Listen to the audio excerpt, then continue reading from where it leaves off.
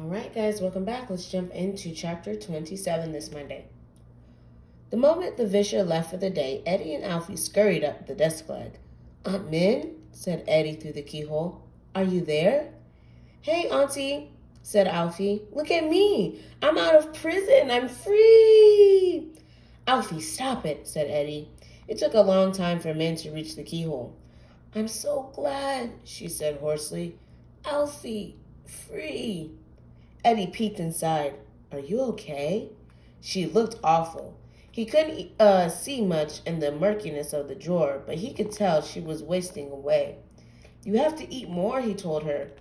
"Alfie and I are going to the teacher's room tonight. We'll find you something tasty." She didn't answer. "Aunt Min?" He couldn't tell whether she had walked away or just dropped to the bottom of the drawer. Either way, it wasn't good. "Aunt Min, are you okay?" In the teacher's room later that night, Eddie and Alfie found a chunk of pear, only slightly spoiled, as well as a cracker and jelly bean. Eddie told Alfie to leave the jelly bean behind. "It's not food, Alfie." "So what?" said Alfie.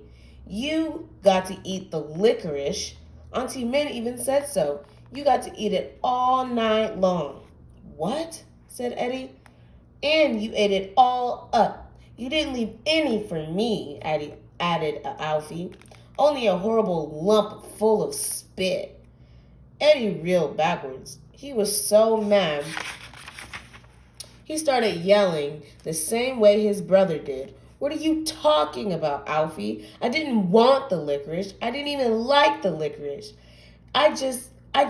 Oh, for crying out loud. Alfie, go ahead and eat the jelly bean."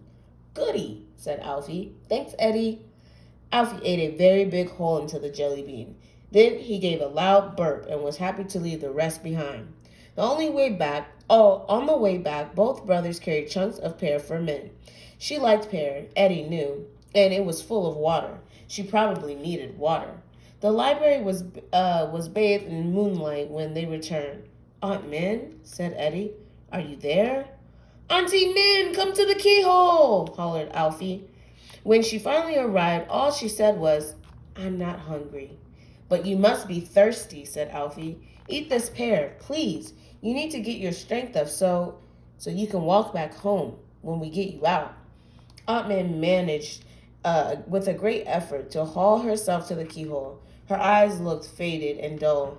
"Oh," she croaked. "Moonlight. Pretty." Eddie couldn't speak. "Eddie?" she whispered. "Yes?" "Don't get hopes up." "What do you mean?" "I mean, glad Alfie's safe. But me, a good long life, Eddie. Wonderful adventures. Maybe I won't." "Don't say it, Aunt Min. Not the worst thing in the world." Yes, it would be. It would be the worst thing ever. Don't give up. There must be something I can do." "Sometimes," said Min slowly, "nothing to do." Impossible, thought Eddie. He stayed awake most of the night as his brother dozed on the sticky pad under the desk. Eddie moved out to the edge. He needed to gaze up at the stars. He didn't believe in wishing on stars, but that night he felt desperate enough to try. Choosing a particularly bright on that one that stood out from the others, it twinkled back in what seemed to be a friendly manner, but it offered no answer. Eddie wondered if his wish was too big. Turning away, he searched his own brain instead. How could he rescue his aunt? Ideas came. None good.